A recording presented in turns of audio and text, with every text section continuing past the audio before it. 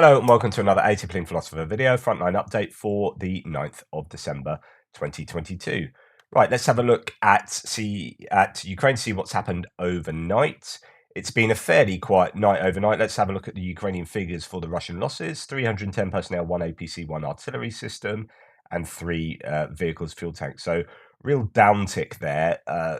Relatively quiet on the figures front. It might reflect, I don't know, things getting warmer, maybe mud coming back in, or just that there aren't too many maneuvers on the front lines other than the static positional warfare that we've seen up and down the fronts. Now, this is the UK intelligence update. This actually fits in with what I was saying. So the idea that the Iranian drones are suddenly being used again after sort of 3 weeks of not being used.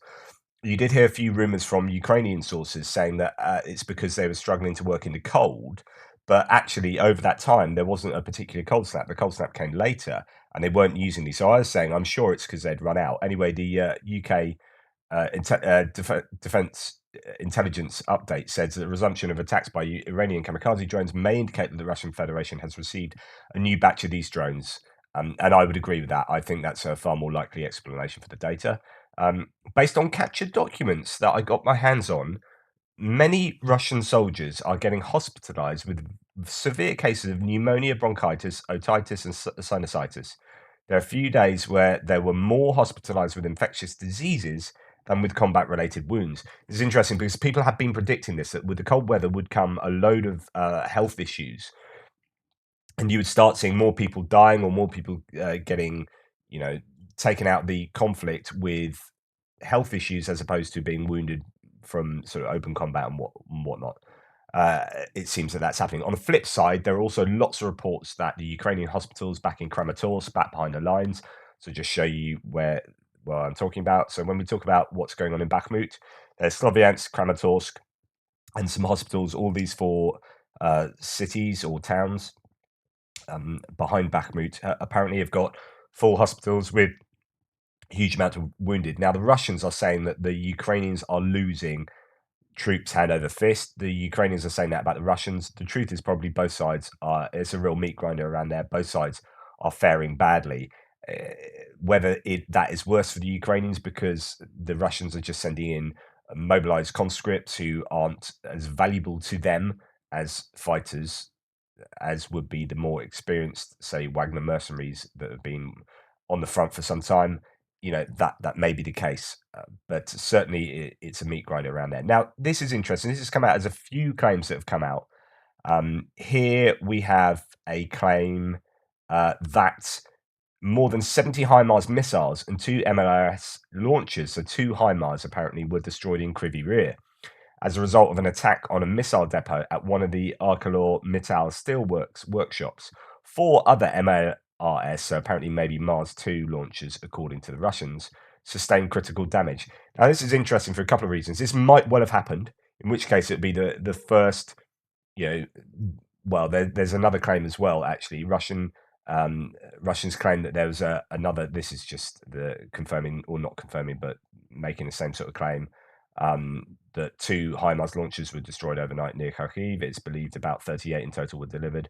At least 20 have been destroyed, so the Russians say. Now, the Ukrainians say no HIMARS have been destroyed, and that this is just absolute nonsense. There is no evidence of this happening. And this actually comes on the back of another claim that I missed the other day, December the 7th, so NOAA report says claim 4,572,000 or whatever, huge number of claims from the Russian Ministry of Defense that HIMARS GMLRS launcher, including 48 rockets, has been destroyed in Malatoranivka, south of Kramatorsk. Well, what can you say? Now, this is interesting. I'm not denying that these have definitely not happened. But this is a game of, in philosophy, we call it inductive reasoning, and basing your knowledge or your predictions on evidence that's come before. Aesop's fable, don't cry wolf. Okay, it's a simple way of saying this, which is like, if every other time we've known the Russians to have lied about HIMARS, then what does this say about these next 2 claims? So I'm not saying it hasn't happened, but I'm just really wary about Russian claims because they claim that something like 40-something HIMARS have been destroyed when literally 0 HIMARS have been destroyed. And this calls into doubt the claims that Russia makes, certainly with regard to HIMARS, but just in general, we need to be very skeptical about their claims. So they claim they destroyed 70 rockets, two HIMARS, and then a bunch of other MLRS units, and then another HIMARS here. They might have done. They probably haven't. That's not because I'm biased. It's because they've lied so much in the past, and every single time they've lied, it's likely that they've lied again here. So, make up your own minds there. So again, Russia on fire. Some huge fires are just happening. I think pretty much now. Large scale fire in a shopping center, Khimki, in Moscow. It's known that the fire has been assigned to the third high level of complexity. This is a big fire. Oops.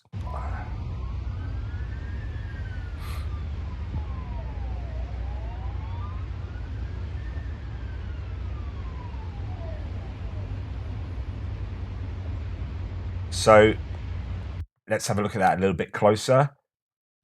This is, I think, this same fire. There's two fires going on, so I hope this isn't another one. But just this huge, look at that explosion.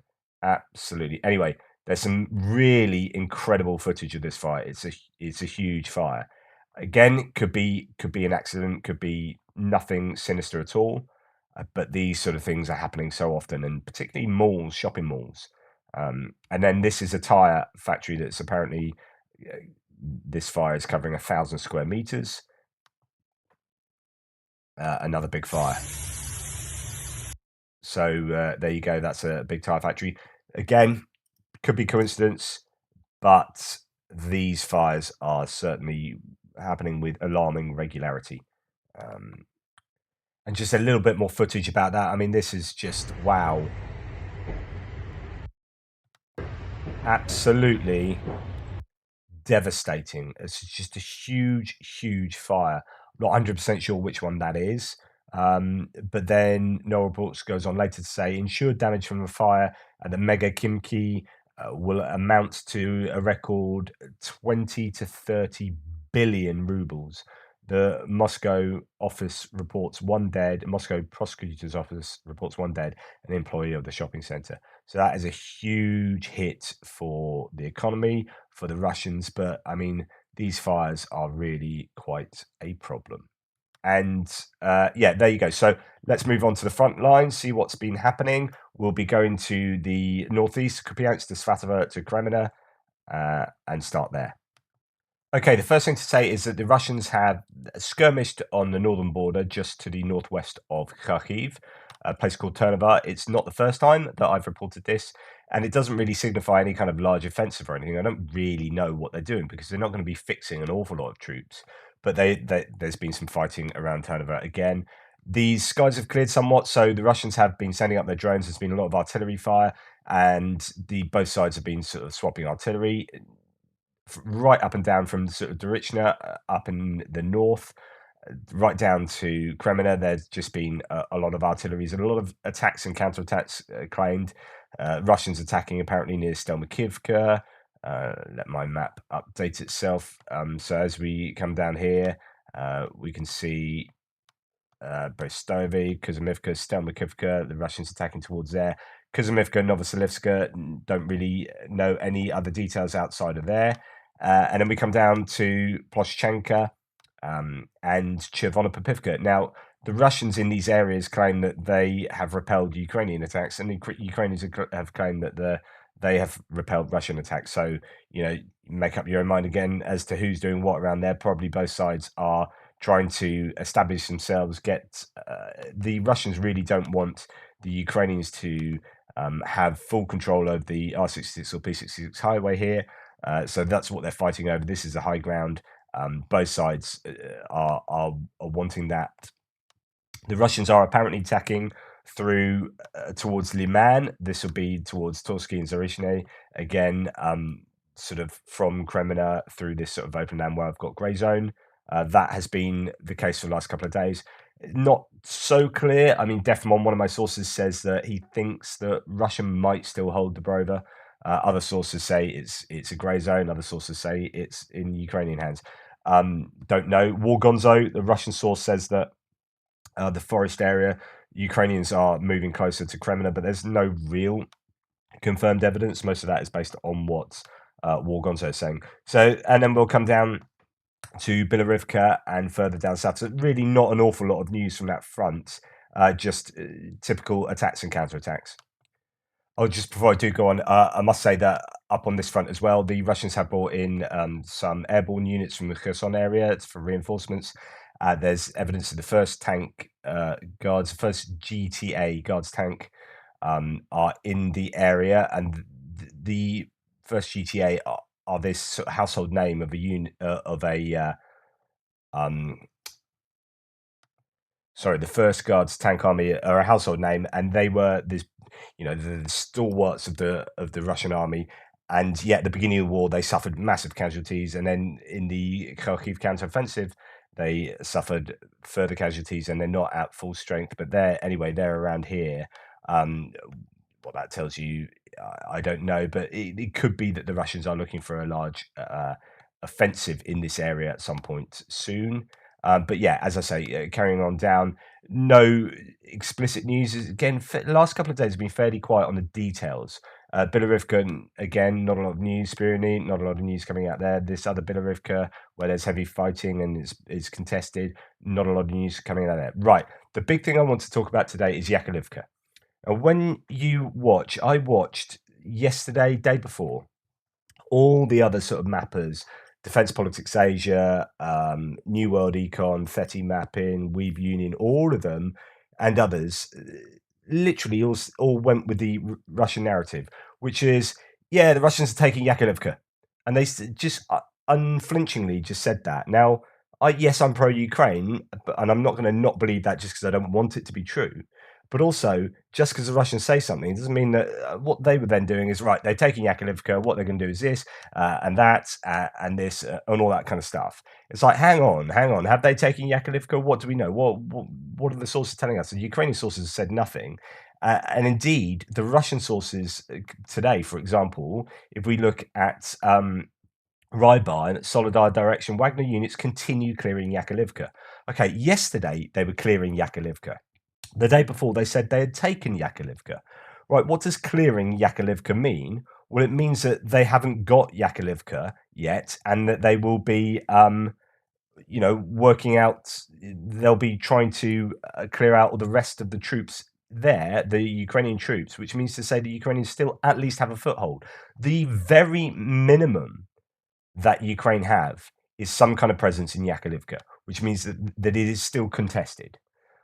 That's what the Russian sources are saying. So I don't understand how all these other mappers are like just straight away jump onto, yeah, that's what's happened. Russians taking Yakovlivka, because I mean, maybe wishful thinking on their behalf because they might be pro-Russia or whatever.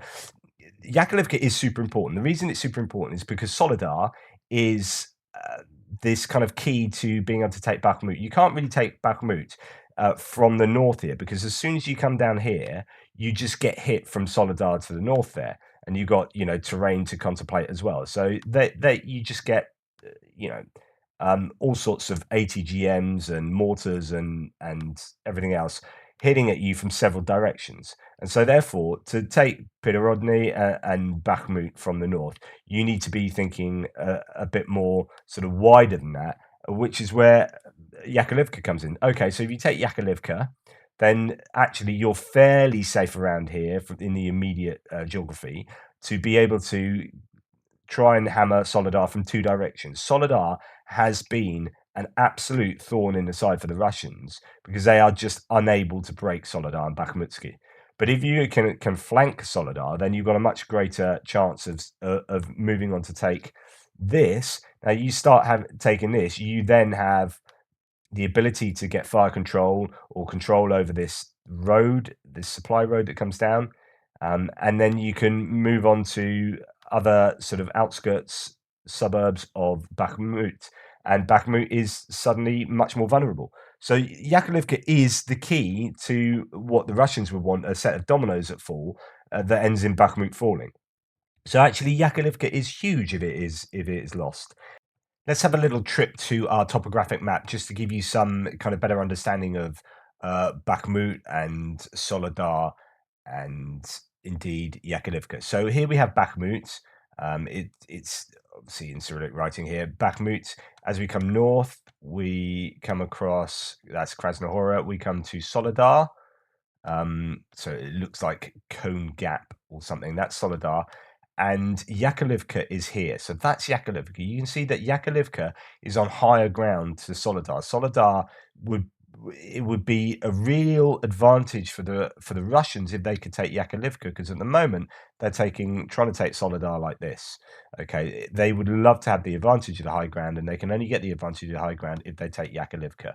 And again, Yakovlivka, it could be a case of using this high ground just to the northeast of there to try and get some kind of flanking maneuver, although it sort of dips a little bit as there's some kind of streams or something, riverbed through there. But you can see that the high ground favors the Russians if they were to take Yakovlivka in then striking to Soledar. So it's important, Yakovlivka. It's almost like the key that unlocks possibly Bakhmut, to some degree at least. I mean, it's not like they'll all suddenly fall, but it's rather than either take. So what the Russians were originally trying to do is just sort of take Bakhmut straight on to begin with, and then they realize, okay, we need to flank it. So Soledar and Bakhmutska. And then, okay, we can't get that. That's a tough nut to crack. So we'll take Yakovlivka here, and then use that to take Soledar, and then use Soledar and Bakhmutsky to cut off the logistics to then move down into Bakhmut. Anyway, that's just a bit of topographical context to the local area. And just a final confirmation there, Defmon, one of my sources says, the AFU repulsed attacks near Berestova, Bilorivka, Yakovlivka, Bakhmutsky, and Bakhmut. Situation around Yakovlivka has still not been clarified. I reduced the Russian progress around Bakhmutsky based on video. So he's got video evidence to say actually they're not as far as one might have thought around Bakhmutsky. But again, Yakovlivka, still no clarity. And just finally, and again, depends whether you trust these sources, is what Andrew Perpetua says. No, Russia did not capture Yakovlivka. No matter how many times their propagandists post this, they lie so often they don't know what the truth sounds like anymore. They can't even celebrate their actual successes because they are too busy with the ones they make up. This could well be the case, or my guess is that they are hassling Yakovlivka. They've made some progress into Yakovlivka, and that has expanded through Voronezh or whatever, through some kind of distortion of reality, to them taking that, and Russian military bloggers jumping on that, and then mappers on YouTube jumping on that. The reality is probably that they've made some success, but it is somewhat more modest than that. But it does appear like that is the Russians just making claims without being able to properly back them up. It might be true. Yakovlivka might be on its way out, and the Ukrainians are suffering there, but there is no definite proof of that. And as soon as there is proof, I'll be the first to say, yep, Yakovlivka has fallen to the Russians. When you look at what ISW say, which of course, there are lots of other sources. ISW is good at aggregating lots of sources. Within 27 kilometers northeast of Bakhmut, near Bilorivka, Berestova, Yakovlivka, Bakhmutska, the Ukrainian forces have been repelling Russian assaults.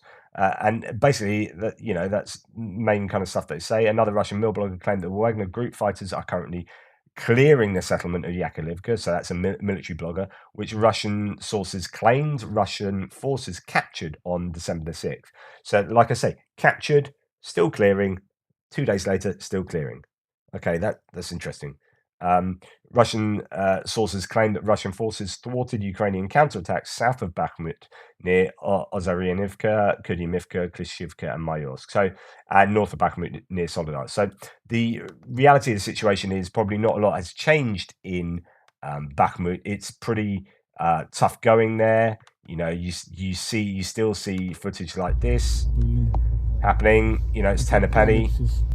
That's in Bakhmut. Shelling has caused wide-scale fire. They've still got the fire engines operating to some degree in Bakhmut. It's not an easy place to exist, but it is holding out. And the Russians, we need to be dubious about Russian claims quite commonly. So there you go. That's my thoughts. Down here, attacks towards Bilorivka. I have changed my mapping here just to indicate that they are trying to, push towards Bilohora. Sorry, from Kodimivka, but really not too much detail out about that. And everything in Bakhmut seems to be fairly stable, if really, really difficult for both sides. Right. The next thing I want to look at is a bunch of information that Andrew Perpetua gives, which is about Avdivka, which is further to the south. So let's go to Avdivka. We're going to pass through Mayorsk and through New York. Not a lot of change. There is fighting along this front, of course. It's not like nothing's going on.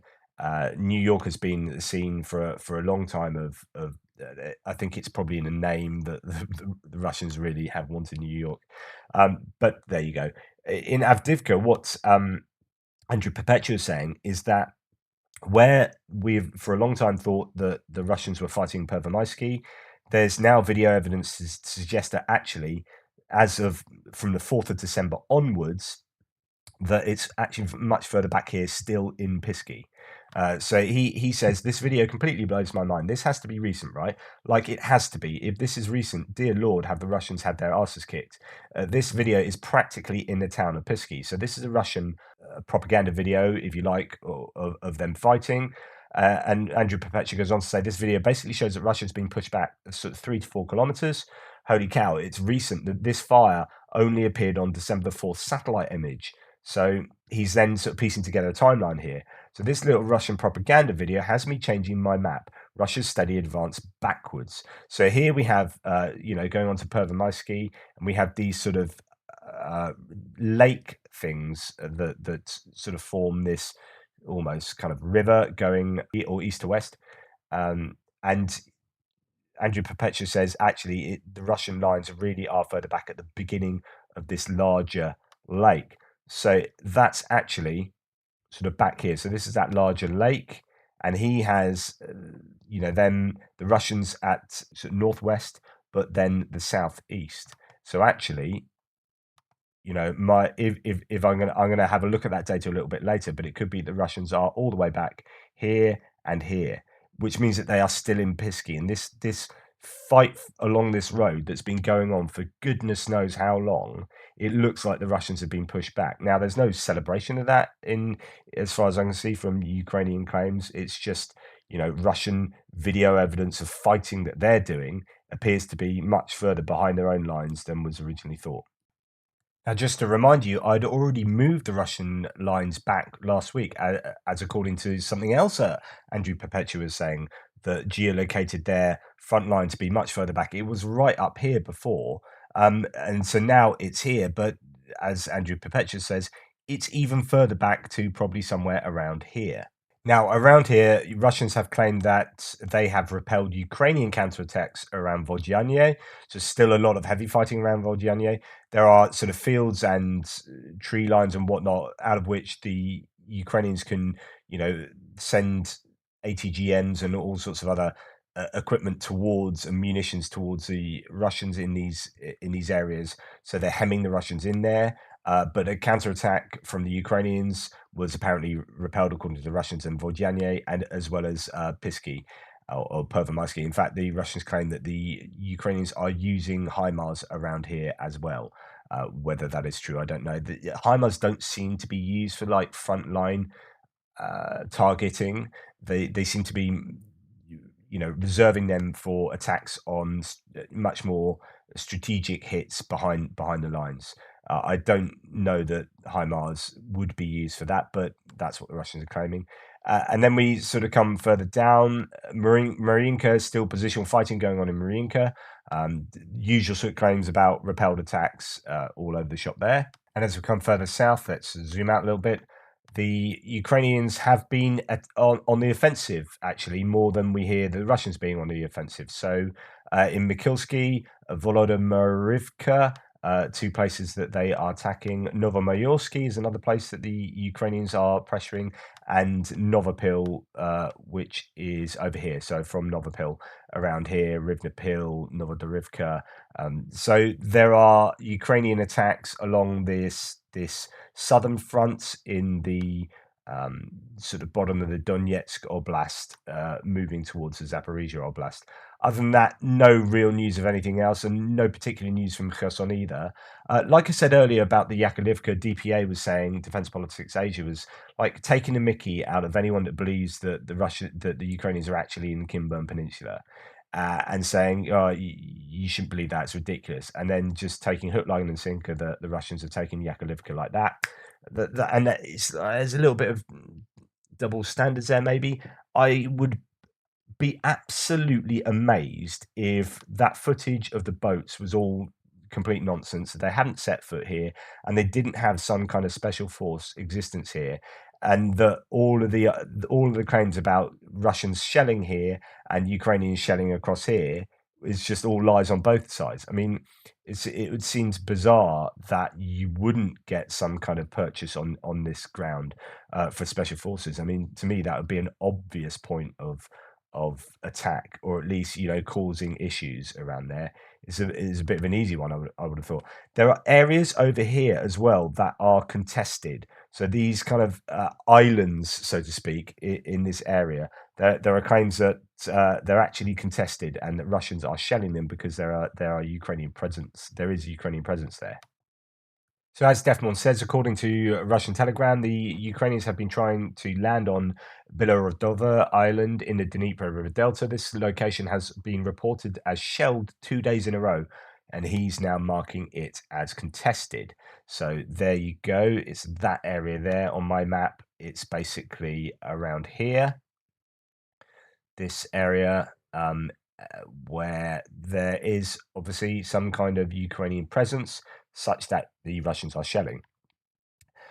If the Ukrainians can get a foothold on the other side of the river, then, well, to some intents and purposes, this is the other side of the river. It depends how you define that, but certainly off the delta and onto the more substantial bank on the other side, if they can get some kind of foothold there, that will cause the Russians a bit of a headache. Russians say that Ukrainian formations have shelled objects. That's a Donetsk. All over the shop. We had Russian rocket forces and artillery hit enemy groupings in Antonivka, Kacharivka, and Zolota Belka, Berislav. Ukrainians have shelled homes in. I love the way that the Russians have hit enemy groupings. The Ukrainians have shelled homes in Tavris, Koloprastan, and Kharkovka with mortars. So it's just the way that you report these things, and I'm sure the Ukrainians will do it going the other way. But the Holoprastan seems to be one of the main areas of targeting for Ukrainians as they're hitting Russian positions there. It's pretty much every day. Anyway, all the usual sort of stuff is happening around Kherson. No great amount of detail up and down the front, really. Just a lot of counterattacks and attacks as ever. It is all about Bakhmut. Everyone seems to be concentrating on Bakhmut. And I would say the key place to consider is Yakovlivka. And there may be a strong Russian presence there. They may have almost controlled it, but, according to Rybar themselves, they are still clearing it out. And just be really wary of taking hook, line, and sinker things that the Russians say. More often than not, they are, quite creative with their truth. Anyway, thank you. Please like, subscribe, and share. I appreciate all the help and support you guys give me. Just truly appreciated. And you can pop along to uasupporter.com/ATP. And if you buy anything from the stash that is listed there, my channel gets a tiny bit of commission. Or you can pop along, get my books. The details of my books are down in the description below.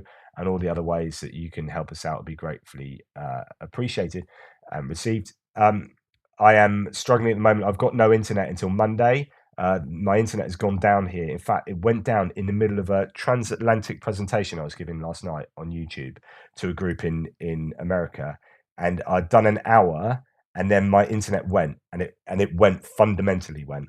So there's a technician coming out. Anyway, the point is that I'm doing everything on tethering it to my phone at the moment. So hopefully I can still produce content for you, but bear with me. All my extra videos are now going to go on ATP Geopolitics. Please check that out. It's youtube.com/@ATP Geo. every single extra video will now be housed there. And by the end of the month, this content, the Ukraine War update, frontline update, will also be migrated over to there. Or the existing videos will stay where they are, but new videos will be posted to ATP Geo. So please make sure you subscribe over there, because this will maintain itself, be maintained as a kind of home for philosophy and other thinking. Over there, ATP Geo will be geopolitics. Thank you.